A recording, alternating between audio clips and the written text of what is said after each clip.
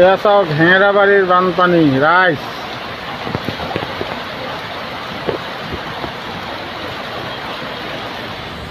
গুৱাহাটীৰ অৱস্থা দেখিবলৈ পাইছে। গুৱাহাটীৰ অৱস্থা এয়া অৱস্থা নাই গুৱাহাটীত।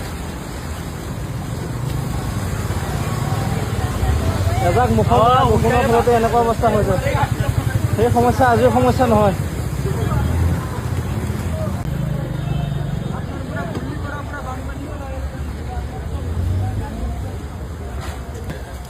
প্ৰথমবাৰৰ বাবে সন্মুখীন হৈছোঁ দেই। কি জ্বালাত থাকে মানুহবোৰ। গুৱাহাটীত থাকোঁ বুলি এনেই লেবেল ফলাই লাভ নাই আচলতে। এই অৱস্থা।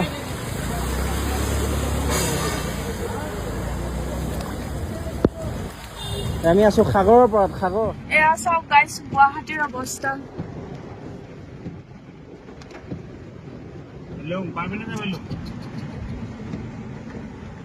এতিয়া আমাৰ ভয় লাগিছে ঘৰ গৈ পাওঁ নে নাই।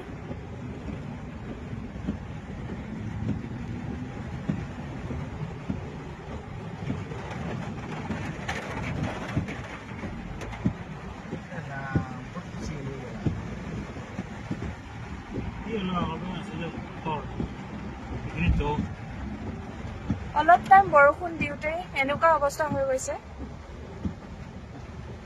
একদম লেতেৰা পানী।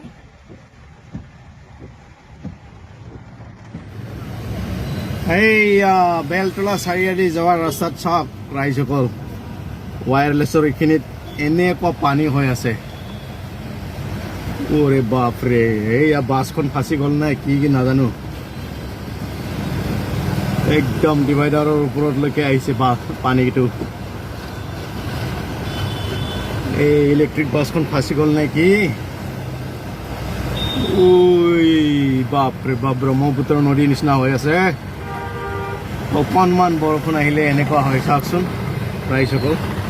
এয়া নদী নে মেইন ৰাস্তা চাওক, ইমান পানী।